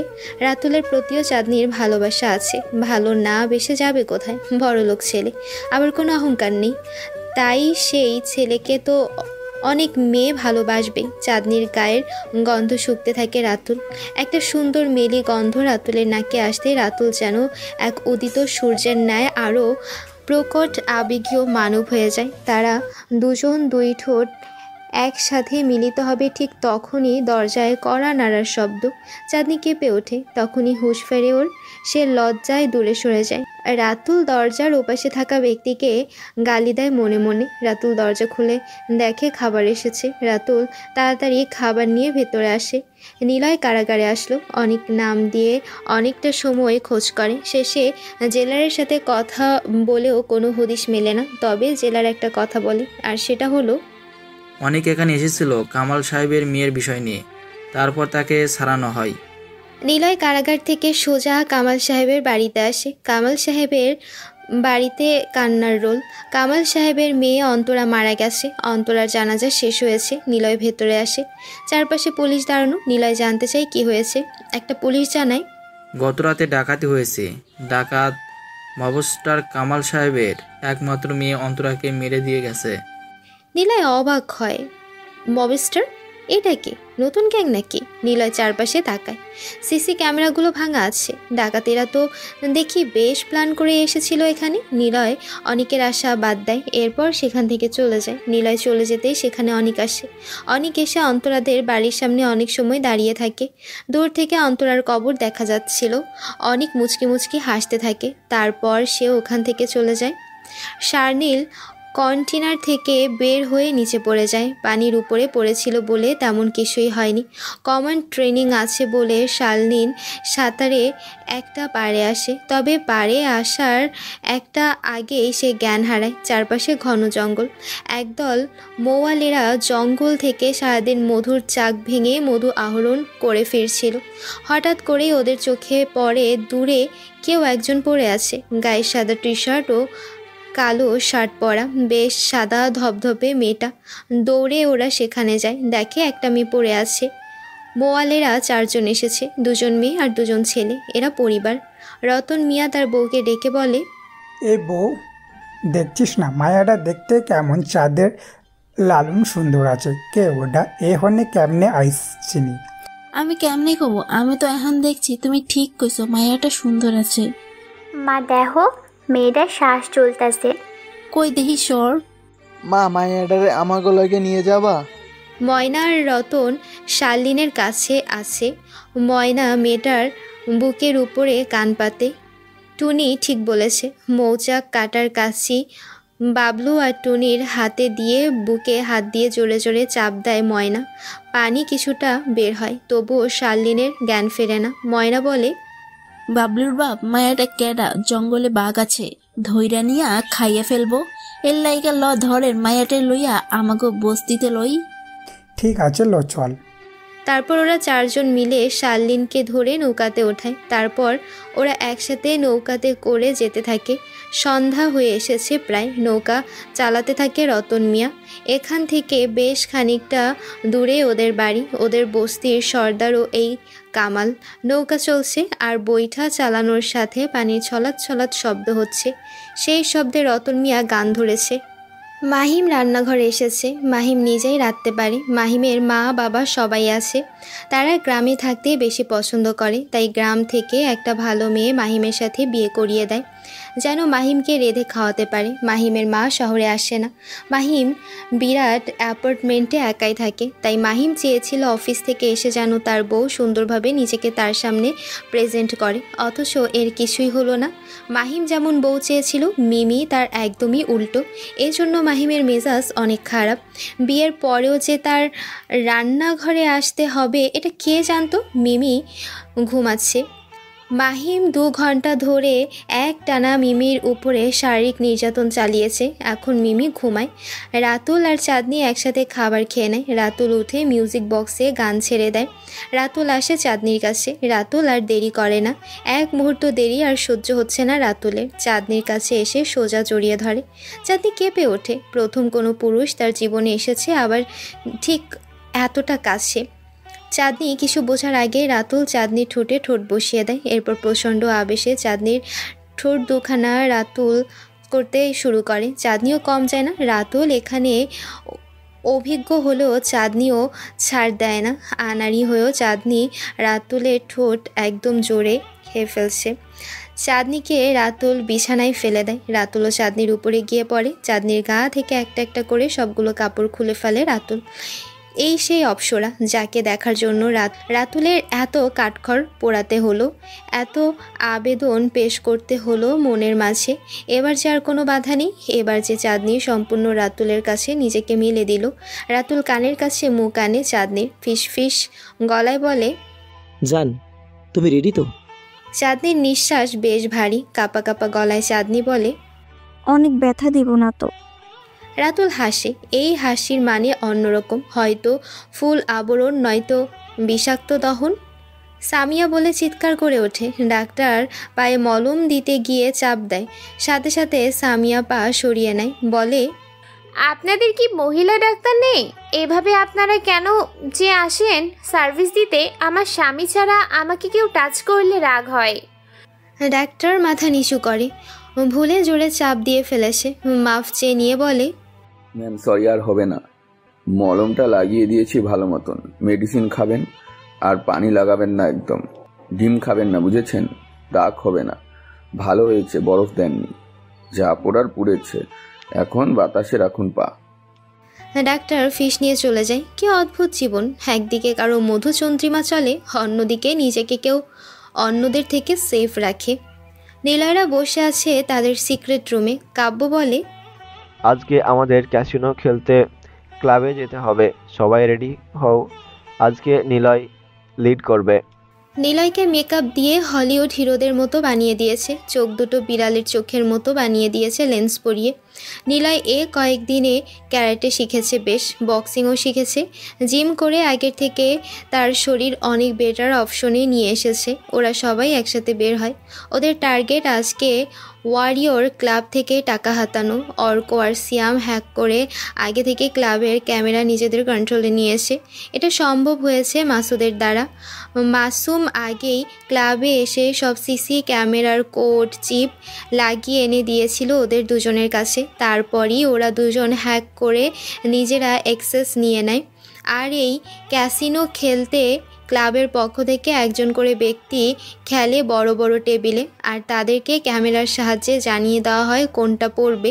ফলে তারা সেই সংখ্যাটাকেই বাজি হিসেবে রাখে, আর নিলয় নিধির পাঠানো সিগনালে বাজি ধরে কোটি কোটি টাকা আয় করবে। ওরা ক্লাবে প্রবেশ করে। এটা আরও বড় একটি ক্লাব, মেয়েদের সরাসরি এখানে। নিলয় একটা বড় টেবিল চুজ করে। নিলয় গিয়ে বসলো টেবিলে। গায়ে সাদা শার্ট ও কালো কোট পরা, চোখে চশমাও আছে, চুলগুলো বড় করে সামনে মিলে দেওয়া, লুকিং সো গুড। নিলয় বসতেই ক্লাবের পক্ষ থেকে একটা ছেলে আসে সেই টেবিলে। ব্ল্যাক জ্যাক গেম শুরু হয়। নিলয় জানে এখানে কতগুলো ট্রিক্স করতে হবে, 52টি কার্ডের হিসেব রাখতে হবে, যা গাণিতিক ক্যালকুলেশন করেই বের করতে হবে। তারপর সিগন্যাল বুঝতে হবে। নিধি অন্য টেবিলে আসে, কার্ড ভাগ করা হয়, কয়েন চিপ বাড়িয়ে দেওয়া হয় নিলয়ের কাছে। নিলয় সেগুলোতে টাকা ধরে 50 লাখ। নিলয়ের সামনে ক্লাবের পক্ষ থেকে ডিলার বসে আছে।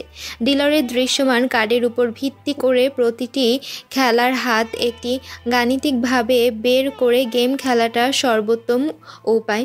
নিলয় ম্যাথ করতে শুরু করে। ফলে তার কার্ড কাউন্টিং আরও সহজ হয়। প্রতিকূলতা কখন বেশি অনুকূল হয় তা নির্ধারণ করতে ডেকে থাকা উচ্চ থেকে নিম্ন কার্ডের অনুপাত ট্র্যাক করা। নিলয়কে সিগন্যাল পাঠানো হয়েছে। নিধি ইশারা করে সিগন্যাল দিয়েছে। নিলয়ের কাজ এবার বেস্ট সাইজিং করা, নিজের ক্ষতি কমাতে এবং সর্বাধিক জয়ের জন্য অনুকূল পরিস্থিতি বা ব্যাংকরোল পরিচালনায় বাজির আকার সামঞ্জস্য করছে নিলয়। এরপরও যদি নিলয় হারে তবে মার্টিনগেল সিস্টেম অ্যাপ্লাই করবে। এতে জয়ের সাথে পূর্ববর্তী ক্ষতি পুনরুদ্ধার করতে প্রতিটি হারের পরে বাজি দ্বিগুণ করা। যদিও এটির জন্য একটি বড় ব্যাংকরোল এবং টেবিলের সীমাসহ সতর্কতা প্রয়োজন, তবুও ডাবল বাজিতে নিলয় আগের হার তুলবে এটা তার কাছে ব্যাপার না। ফিবোনাসি এবং ডি আলেমবার্ট সিস্টেম তো আছেই। এটা একটি গাণিতিক ক্রমগুলোর উপর ভিত্তি করে ক্রমবর্ধমান বেটিং কৌশল, যা সাধারণত মার্টিনগেলের চেয়ে নিরাপদ কিন্তু লাভের সম্ভাবনা কম আক্রমণাত্মক। তাই নিলয় এই পদ্ধতিতে খুব কম আসে। নিলয়ের বুদ্ধি আছে, বুদ্ধিমত্তার সাথে বাজি নির্বাচন করে নিলয়। লাল কালো বা বিজোড় জোরের মতো বাইরের বাজিতে বাজি ধরা প্রায় 50-50 মতো দেয়। একক সংখ্যার বাজির তুলনায় ঘরের প্রান্ত কমিয়ে দেয়। নিলয় বাজিতে 50 লাখের কয়েন চিপ ধরল। প্রথম বোর্ডে সংখ্যা 19। নিলয় 19-এ বাজি ধরেই একবারে 2 কোটি তুলে নেয়। নিলয়ের প্রথম চান্সেই 2 কোটির একটা বিশাল টার্গেট তুলে নিয়ে একটা সিগার জ্বালায়। ক্যামেরাতে ক্লাবের মালিক শাওন সেটা দেখতে পায়। নিলয়ের খেলার ট্রিক্স সে নজরে রাখে। আবার খেলা শুরু হয়। শাওনের লোক ওই টেবিলে ডিলার মাহিনের কাছে সিগন্যাল পাঠানোর আগেই নিলয় আসল সংখ্যাতে বাজি আবার 1 কোটি লাগিয়ে দেয়। সেই বোর্ডে আবার আরও 1 কোটি টাকা ওঠে, মানে কয়েক ঘন্টার ভেতরে নিলয় 3 কোটি টাকা হাতিয়ে নিয়েছে। শাওন বুঝতে পারে না নিলয়ের কাছে এত দ্রুত সিগন্যাল যাচ্ছে কি করে। অর্ক আর সিয়াম হাসতে থাকে, কারণ ওরা সিগন্যাল ব্লক করে দিচ্ছে বারবার। আর নিলয়ের কাছে নিধি আরও দ্রুত সিগন্যাল পাঠাচ্ছে। নিধি আর মাসুম আলাদাভাবে বের হয়ে যায়, কারণ তারা ক্লাবে আসলে কেউ কাউকে চিনবে না, এটাই রুলস।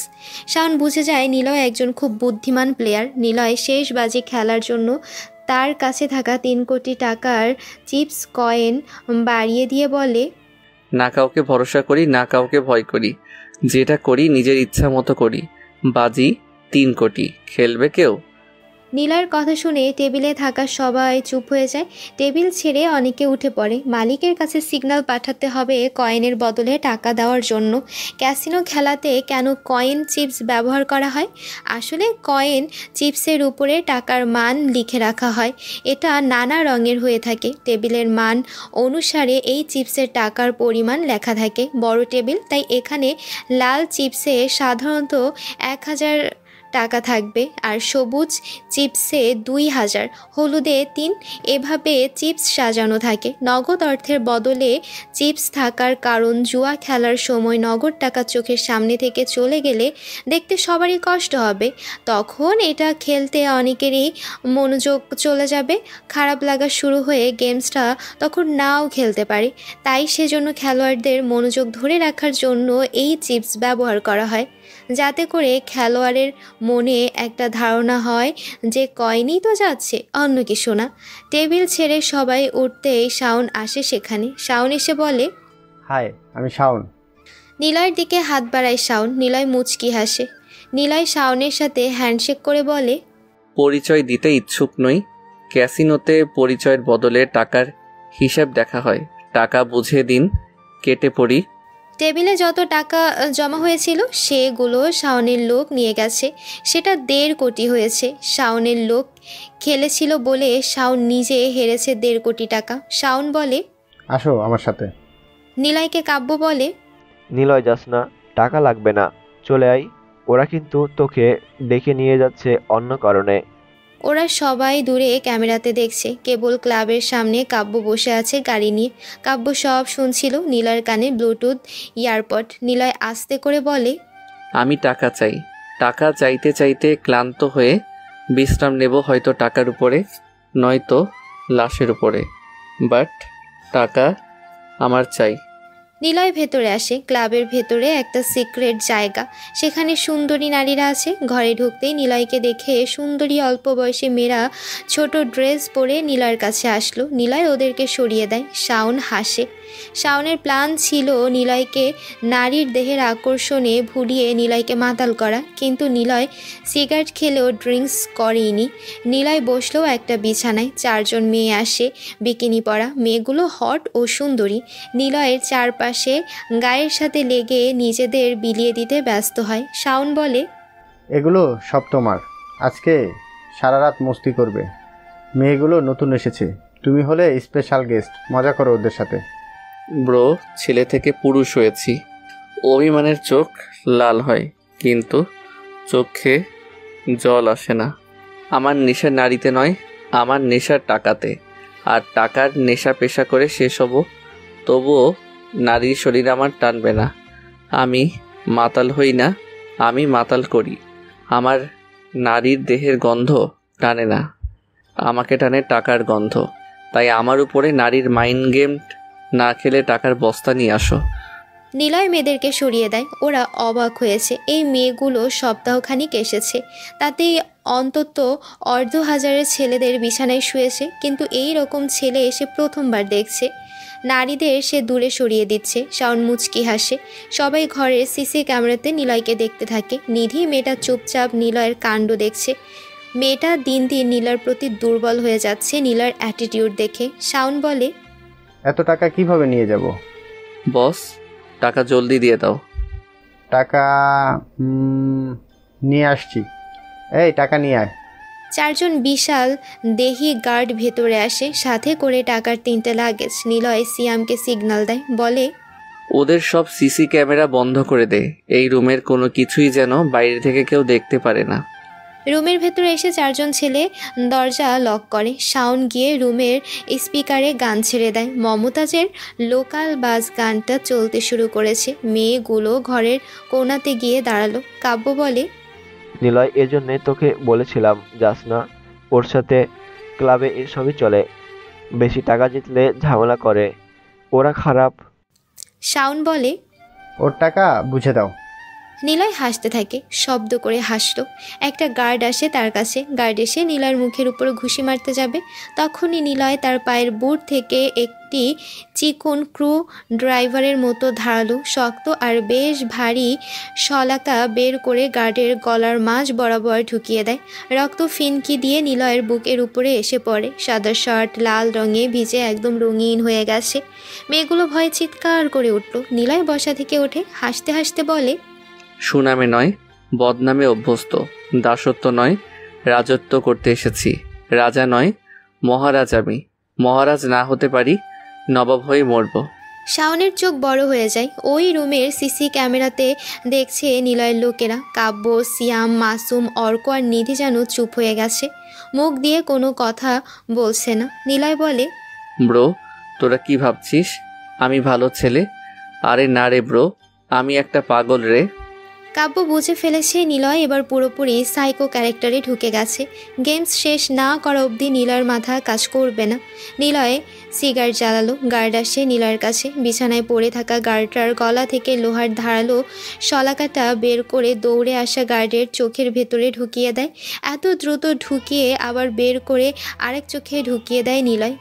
তখনই বক্সে গান চেঞ্জ হয়ে বসন্ত বাতাসে সৈগ গানটা প্লে হয়। নিলয় সেটাতে নাচতে শুরু করে। নিলয়ের মুখে গায়ে রক্ত লেগে আরও বিভৎস লাগছে। নিলয়ের কাছে গার্ডরা ভয়ে আর আসে না। নিলয় দ্রুত ওদের কাছে যায়, পাঁচ মারে দুজনের কিডনি সোজা। দুজনেই 2 ঘুষিতে ফ্লোরে পড়ে যায়। শাওন ভয়ে আটকে ওঠে। সে ভুল করে ভুল সময়ে ভুল মানুষের সাথে ঝামেলা করে ফেলেছে। কাব্য বলে, নিলয়, সায়নের কাছে যাস না। কথা শোন ভাই, ওকে মারলে সমস্যা হবে, কিন্তু সব ক্লাবের মালিকের কাছে খবর চলে যাবে। নিলয় শোন। নিলয় কান থেকে ব্লুটুথ বের করে, তারপর পায়ের সাথে পিষে সেটা একদম ভেঙে গুঁড়ো গুঁড়ো করে দেয়। কাব্য চুপ হয়ে গেছে। সে জানে নিলয় কথা শুনবে না। নিলয়ের এখন মারার নেশা চেপে গেছে। নিলয় শাওনের কাছে যায়। নিলয়ের কাণ্ড দেখলেও নিলয়ের কথা শোনা যায় না। আর নিলয় শাওনকে বলে, ব্রো, টাকার নেশায় ক্লান্ত হয়ে আমি টাকার উপরে নয়তো লাশের উপরে বিশ্রাম নিতে এসেছি। শক্তিশালী ও সাহসী হও, ভয় পাবে না, আশা হারাবে না, কারণ উপরওয়ালা যেখানেই থাকুক না কেন আমার সাথে আছে। নিলয় টেবিলে থাকা মদের গ্লাস হাতে নেয়, তারপর শাওনের মুখের উপর সেটা দিয়ে জোরে বাড়ি দেয়। শাওনের মুখে কাজ ঢুকে গিয়েছে, চিৎকার করে ওঠে শাওন। নিলয় গিয়ে স্পিকারের সাউন্ড বাড়িয়ে দেয়। তখন গান চলে, আমার ঘুম ভাঙাইয়া দিল রে মরার কোকিলে। নিলয় নাচতে নাচতে শাওনের কাছে আসে, কোমর থেকে পিস্তল বের করে শাওনের দিকে তাক করে। শাওন বলে, ভাই আমাকে মারিস না, তুই সব টাকা নিয়ে চলে যা। তুই কে রে? নিলয় নাচতে থাকে, শরীর দুলিয়ে বলতে থাকে, মরার কোকিল এবার এসেছে ঘুম ভাঙাতে নয়, ঘুম পাড়াতে। আমি অমানুষ, আমি হিংস্র। শাওন ভয় পায় আরো, বলে, তুই একটা সাইকো। নিলয় আর সুযোগ দেয় না, গুলি করে শাওনের কপালে। কয়েক সেকেন্ডের ভেতরে শাওন মরে যায়। নিলয় মেয়েগুলোর দিকে তাকায়, মেয়েগুলো ভয়ে এক জায়গাতে জড়সড়ো হয়ে আছে। নিলয় ওদেরকে ডাক দেয়, ওরা আসে না। নিলয় চিৎকার করে ডাকে, আয় এদিকে। মেয়েগুলো ভয়ে ভয়ে আসে নিলয়ের কাছে। নিলয় বলে, আয় একসাথে নাচি। যদি না নাচিস বুঝেছিস তো কি করব। মেয়েগুলো গানের সাথে নাচতে শুরু করে দেয়। নিলয়ের কাণ্ড দেখে ওর লোকের স্তব্ধ হয়ে গেছে। নিলয় যে কতটা ভয়ঙ্কর তা ওরা আজ টের পেয়েছে। সে পুরাই সাইকো, এতটা হিংস্র রূপ ওদেরও নেই। নিলয়ের বুদ্ধি, শক্তি, অ্যাটিটিউড, হিংস্রতা সব কিছু আছে। নিলয় ওদের সবগুলো সরতে বলে। পিস্তল আর লোহার শলাকাটা গুজে নিয়ে টাকার লাগেজ নিয়ে বের হয়। দরজায় লাথি মেরে ভেঙেই বের হয় সে। নিলয়কে দেখে সবাই ভয় পায়, অনেক বিভৎস লাগছে ওর। ক্লাবের সব গার্ডরা দৌড়ে আসে। নিলয় বলে, দৌড়ে যাও, ঘরের ভিতরে তোমাদের বস পড়ে আছে। গার্ডসরা দৌড়ে চলে যায়। নিলয় দ্রুত বেরিয়ে আসে। কাব্য গাড়ি নিয়ে ক্লাবের সামনে আসে। নিলয় গাড়িতে ওঠে, টাকাগুলো ভেতরে রাখে। কাব্য গাড়ি টানতে যাবে, তখনই নিলয় থামায়। ততক্ষণে গার্ডরা চলে এসেছে। নিলয় গাড়ি থেকে নামে। কাব্য বলে, ওই কি করছিস? গাড়িতে ওঠ, ওরা চলে এসেছে। নিলয় দৌড়ে পেছনে আসে, গাড়ি থেকে নাম্বার প্লেট টেনে তুলে ওদের দিকে ছুঁড়ে মারে। তারপর দৌড়ে গাড়িতে উঠে পড়ে। গার্ডরা হাত বাড়ায়, কিন্তু আর এক সেকেন্ড লেট করলে নিলয় ধরা পড়তো। নিলয় দ্রুত উঠতেই কাব্য গাড়ি টান দেয়। পেছনে গার্ডদের গাড়িও আসতে থাকে, কিন্তু কাব্যের গাড়ি চালানোর স্কিল অনেক ভালো। কাব্য গাড়ি টানতে থাকে 100 কিমির উপরে। কন্ট্রোল অনেক ভালো। চোখের নিমিষেই কাব্য ব্ল্যাক এরিয়া ছেড়ে শহর থেকে বের হয়ে চলে আসে অনেক দূরে। অর্করা সেখান থেকে চলে গেছে। একটা নদীর পাড়ে এসে নিলয় গাড়ি থামাতে বলে। নিলয় গাড়ি থেকে নামে। নামলি কেন এখানে? হিসু করবো রে। সালাম মাদার, জলদি কর। হে হে হে। তুই হারামি, অনেক জিনিয়ার্স, সাথে ভয়ঙ্করও। কি করলাম? গাড়ির নাম্বার প্লেট খুলে দিলি যেন ওরা এই গাড়িতে হদিস না পায়। নতুন নাম্বার প্লেট লাগাবো। চোখে রক্ত পড়েছে, ধুয়ে আসি। গাড়ি সোজা করো, বাড়িতে ফিরতে হবে ভোরের আগেই। নীলার কথা শুনে কাব্য হাসে। নিলয় এখন স্বাভাবিক কথা বলছে। পাগল নিলয় পুরোটাই। শালদিনকে নিয়ে রতন আর ময়না তাদের বস্তিতে নিয়ে আসলো। নদীর তীরের ছোট্ট একটি বস্তি। বস্তির নাম মধুবন বস্তি। এখানের মানুষের প্রধান জীবিকা হলো মৌচাক থেকে মধু কালেক্ট করে বিক্রি করা। শালদিনকে নিয়ে ওরা সেখানে আসে। সবাই দেখতে আসে শালদিনকে। বস্তিতে থাকা সবাই কালো বর্ণের, আর শালদিন সাদা আর অতীব রাশিয়ান বিউটি। শালদিনের মুখে পানি ছেটানো হয়। শালদিন বালুর উপর শুয়ে আছে। মুখের উপরে অনেক জোরে পানি পড়তে এসে লাফ দিয়ে উঠল। চারপাশে তাকিয়ে দেখে নোংরা একটা জায়গাতে সে বসা, নিচে বালু। কেমন যেন পচা গন্ধ আসছে এখান থেকে। শালদিনের জ্ঞান ফিরতেই টুনি বলে, মা মা মায়েদের জ্ঞান ফিরছে। শালদিন ওদের ভাষা বুঝতে পারে না। হাত দুটো ফাইটিং স্টাইলে বসে সবার দিকে তাকায়। সবাই শালদিনকে দেখে হাসতে থাকে। ওদের ভেতরে বাবলু ক্লাস 8 অবধি পড়েছিল, আর পড়া হয়নি। শালদিন বলে, হু আর ইউ? শালদিনের কথার কেউ জবাব দেয় না। সবাই বলে, এ মেয়ে কি কথা বলে? শালদিনের মুখটা শুকনো শুকনো লাগছে। টাটকা সুন্দর পাত্রে একটুখানি মধু এনে টুনি এগিয়ে আসে। শালদিন ভয় পায়। টুনি পিচ্ছি একটা মেয়ে, ক্লাস 3 বাচ্চা, তবে সাহসী অনেক। এই বয়সে গাছে উঠে মৌচাক ভাঙতে পারি। টুনি শালদিনের মুখে হাত দিয়ে রক্ত জমাট বাঁধা জায়গাটা বুলিয়ে দিতে থাকে। শালদিন বুঝতে পারে তারা অ্যাটাকার নয়, তারা ফ্রেন্ডস। টুনি মধু বাড়িয়ে দিয়ে বলে, এই মেয়ে এইটা খাও। তোমার ভালো লাগবে। শালীন চোখ গোল করে মেয়েটার দিকে তাকায়। গায়ে মুখে ময়লা লেগে থাকলেও টুনি দেখতে বেশ কিউট। কথায় আছে না, রাখালের ঘরেও রাজকন্যা জন্মায়, টুনি ঠিক সেই রকমই মায়াবী একটা চেহারা। টুনি হেসে দেয়। শালীন ওদের ভাষা বুঝতে পারে না। টুনি হাসি দিয়ে বলে, এই মাইয়াটা মনে হয় কানে শুনতেই পারে না, বোবা হয়েছে, তবে দেখতে সুন্দর আছে গো। আমি এই মাইয়াটার সাথে থাকবো। খাইতে বুঝো না, খারাও আমি তোমারে দেখাইয়া দিই। টুনি মধু কিভাবে খেতে হবে দেখিয়ে দেয়। শার্লিন বলে, what is it and who are you, what language do you speak? শার্লিনের কথা শুনে সবাই বলে, এ কোন ভাষাতে কথা বলছে, কিছুই তো বুঝি না। তখন বাবলু সবাইকে বলে, ওই মায়ের ইংরেজিতে কথা কইছে, তোমরা বুঝবা না, আমি অল্প অল্প বুঝতে পারছি। শার্লিন মধু খায়, বেশ ভালো লাগে ওর। টুনির দিকে হাত বাড়ায়, টুনিও হাত বাড়ায়। বাবলু আসে শার্লিনের কাছে, প্রশ্ন করে, what is your name? Sharlene বাবলুর দিকে তাকায়। শার্লিন চাইনিজ, জাপানিজ, রাশিয়ান, ফরাসি আর ইংরেজি জানে ও বোঝে। বাবলুকে ইংরেজিতে কথা বলতে দেখে সে বলে, my name is Charlene and you? My name is Bablu, why are you? Charlene যে পুলিশ সেটা বলতে চায় না, কারণ এটা বললে হয়তো অনেক বিপদ হতে পারে, যেটা আমেরিকাতে হয়েছে। তাই শার্লিন বলে, I am a tourist, I come here to visit, but the robber caught me, so I ran away and fell into the river. Bablu আর বুঝতে পারে না এত ইংরেজি, তবে বাবলু যতটুকু বোঝে সে অনুসারে বলে, it is my country and it is name Bangladesh, and we are মানে আমরা হানিয়ের চাক থেকে শুধু কাট করি। শার্লিন কপাল কুঁচকে তাকায়। বাবলু জানে না কতটুকু বোঝাতে পেরেছে, তবে এতটুকু জানে শার্লিন ভিজিট মানে দেখতে এসেছে দেশ। তাই ওরা শার্লিনকে অনেক খাতির করে, ভালো বিছানা তৈরি করে একটা তাঁবু বানিয়ে দেয়, নদীর মাছ ভেজে গরম ভাত দিয়ে শার্লিনকে খেতে দেয়। শার্লিন তো ক্ষুধর চোটে 2 প্লেট ভাতই খেয়ে ফেলেছে। সে আগে কখনো এত সুন্দর খাবার যেন খায়নি, ভাত প্রথম খাচ্ছে।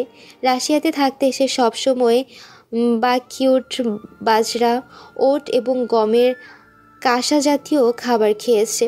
মটরশুঁটি, পরিচ, ব্রিটিশ মটর পুডিং খেয়েই জীবন পার করেছে। বাদাম, হ্যাজেলনাট, আখরোট, বাদাম, কাইমা, ক্রিমি ফোম এবং শুকনো ফল যোগ করে সুজি এবং দুধ থেকে তৈরি একটি রাশিয়ান পরিচ ডিশ শার্লিনের বেশ পছন্দ। দুদিন রাতুল চাঁদনিকে এক মুহূর্তের জন্যই ছাড়েনি। চাঁদনি অনেকবার রাতুলকে বলেছে একটু রেস্ট নিয়ে করতে, কিন্তু রাতুল রেস্ট নেয়নি। রাতুল যেটা চেয়েছিল সেটা পেয়েছে, ছাড়বে নাকি? রাতুল সকালে উঠেছে, দরজায় কড়া নাড়ার শব্দ, চাঁদনির গায়ে কিছু নেই। রাতুল চাঁদনির কপালে চুমু দিয়ে বলে, বাইরে যেতে হবে। কখন আসবা? জানি না, ঘুমাও, ঘুম ভাঙলে নতুন কিছু দেখতে পারবা। কথাটা বলেই রাতুল কাপড় পরে নেয়, তারপর বাইরে আসে। মিঠু দাঁড়িয়ে আছে। মিঠু বলে, স্যার সব কিছু রেডি, নতুন মালগুলো এখানে কবে আনবেন? আর একটা খবর আছে, শাওনকে চিনেন না? ওয়ারিয়র ক্লাবের মালিক, সে মার্ডার হয়েছে। একটা ছেলে তাকে মেরে ফেলেছে। আপনাকে নিয়ে সব ক্লাবের মালিকেরা মিটিং করতে চেয়েছে। রাতুলের ঘোর কাটে শাওনের কথা শুনে। রাতুলের সবচাইতে বড় ক্লাব মিডনাইট মাস্তি। এখানে কি নেই যা বিডিতে নিষিদ্ধ থেকে শুরু করে সব কিছু আছে। তবে শাওন ছোট ক্লাবের থেকে বড় ক্লাবের মালিক ছিল। রাতুল বলে, সমস্যা নাই, মিটিং পরে হবে, আগে জেমসের পাঠানো মালের হিসেব বুঝে নিই। আর নতুন পার্টি আসলে কি করতে হবে বুঝেছিস তো? সব কিছু পারফেক্ট হতে হবে। ওকে স্যার, চিন্তা নেই, আমি মালগুলো দেখে আসেন, আমি এদিকটা দেখছি। রাতুল বের হয়। জেমসকে কল দেয় সে। জেমস বাংলা জানে অনেকটা, অনেক বছর ধরে বিজনেস করছে সে, বাংলাটা তার শেখা হয়েছে। রাতুলের কল পেয়ে জেমস বলে, হে ব্রাদার, আপডেট কি? ব্রাদার, মালগুলো চেক করতে যাচ্ছি। গ্রেট, তুমি আগে মালগুলো দেখো। একটা রাশিয়ান বিউটি কুইন তোমার কাছে পাঠিয়েছি, 30 পিস পিওর কিউট বিউটি মাল। রিয়েলি? আগের একটা রাশিয়ান মাল আমার এখানে ক্লাব কাঁপাচ্ছে। ব্রাদার, রাশিয়ান আর চাইনিজ মেয়ে লাগবে। আগেরগুলো সেল করে দিয়েছি অন্য ক্লাবের মালিকদের কাছে। অবশ্যই পাইবে, তুমি আমার পেমেন্ট দিবা? ইয়েস ব্রাদার, 100 কোটি হলে তোমাকে 50 কোটি পাঠাবো। নো নো নো, 20 কোটি হবে। একস আমার একস তোমার, we are brothers. Okay okay, good bye. Ratul phone কেটে দেয়। রাশিয়ান মেয়েটাকে এবার রাতুলের চাই। এমন মেয়ে আগে একটা এসেছিল, সেটা এই ক্লাবের সবচাইতে দামি পতিতা। তাকে এক রাত পেতে হলে গুনতে হয় 1 লাখ টাকা। সেটা সবার জন্য না, তবে খালি সে নয়, এমন 30 জন মেয়ে আছে যাদের মাধ্যমে রাতুল এক রাতে 30 লাখ টাকা আয় করে। রাতুল চলে যায় গোডাউনে। সামিরার কল। রাতুল রিসিভ করে না। আজকে মালগুলো ঠিকমতো বুঝে নিয়ে সে বাড়িতে যাবে ঠিক করে, না হলে সামিয়ার খারাপ লাগবে। যদিও সামিয়ার খারাপ লাগা না লাগা দিয়ে রাতুলের কিছুই যায় আসে না।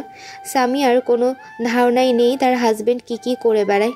এতটুকু জানে যে তার হাজব্যান্ড একটা 10 তলা বিশিষ্ট রেস্টুরেন্ট আছে, সেখানে পার্টি শার্টি হয়। এসব দেখাশোনার জন্যই রাতুল সবসময় ব্যস্ত থাকে। কিন্তু রাতুলের তো প্রতিবারই নতুন কোনো মেয়ের সাথে সময় কাটাতে হবে, এটা তার অভ্যাস। মিমি মাহিমের কাছে আসলো, আমতা করে বলল, আমার কাজিনেরা আসবে বেড়াতে।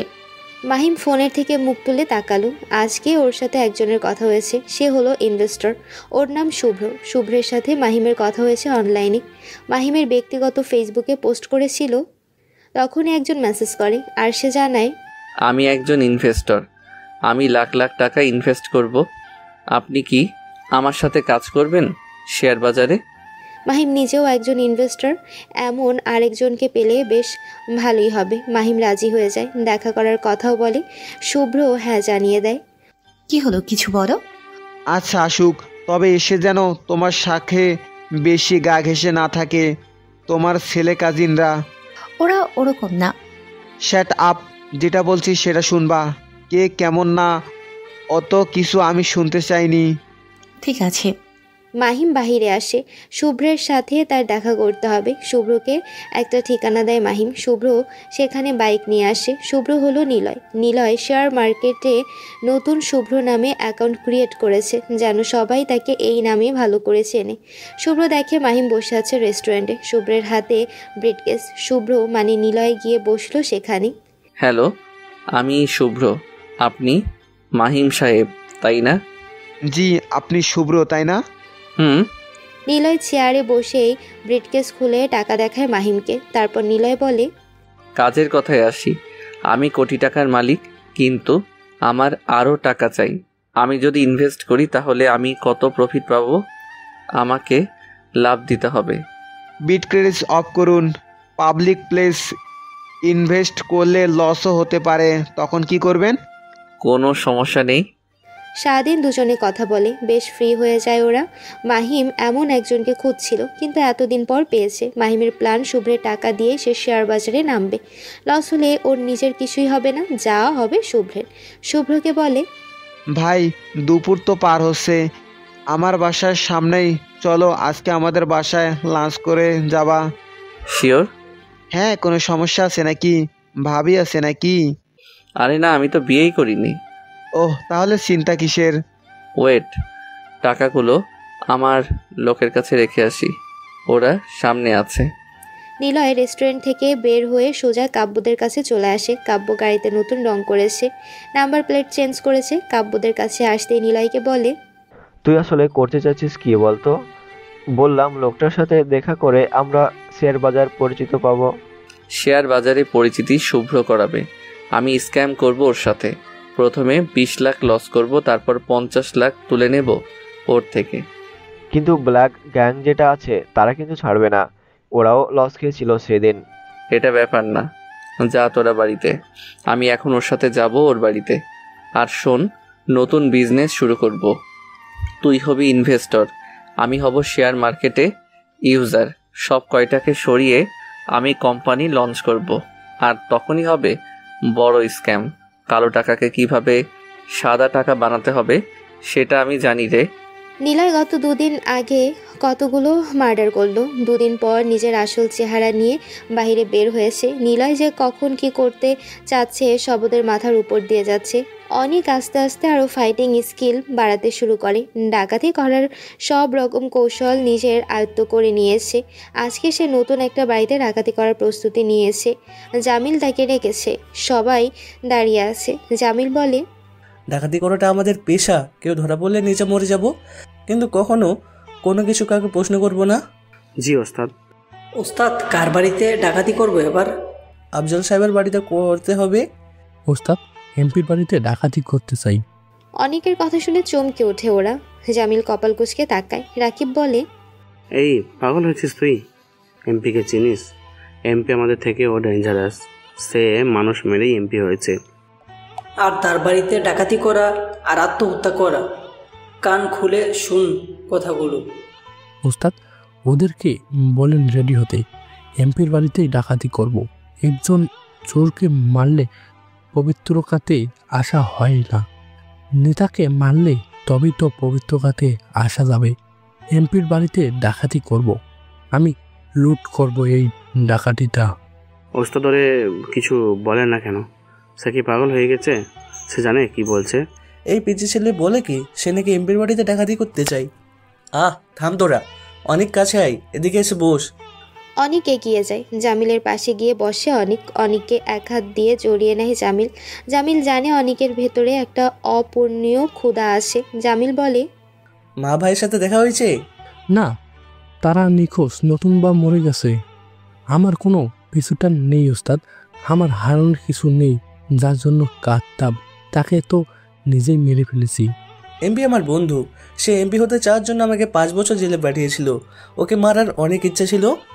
দুজনে কত ডাকাতি করেছি জানিস? যে বাড়িতে যেতাম আগে নোটিশ করে যেতাম যে ডাকাতরা আসছে, তারপর অনেক টাকা হলো সে নতুন লোক এনে আমার থেকে মম ডাকাতি করে আমার স্ত্রী ছেলেকে মেরে সে চলে যায়। আরেক বাড়িতে ডাকাতি করে আমাকে ফাঁসিয়ে দেয়। আমি ওর জন্য প্রায় 6 বছর জেলে ছিলাম, তবে আমি ফিরে এসেছি।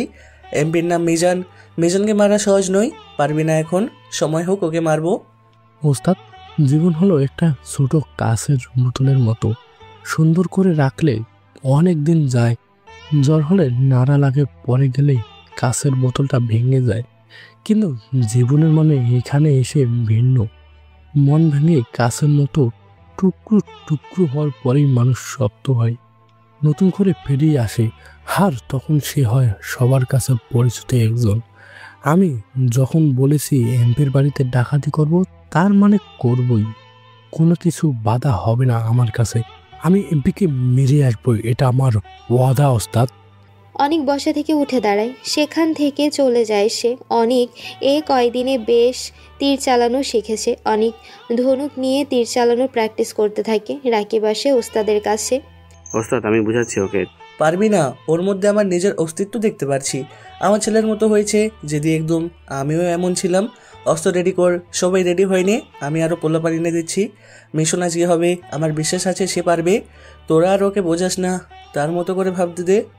জামিলের কথা মতো আর কেউ অনেককে কিছু বলে না। সবাই অস্ত্র, ড্রেস আপ, গাড়ির লোকজন সব কিছু রেডি করতে কাজ শুরু করে। অনেকের মাথায় কি প্ল্যান আছে খেয়ে জানে।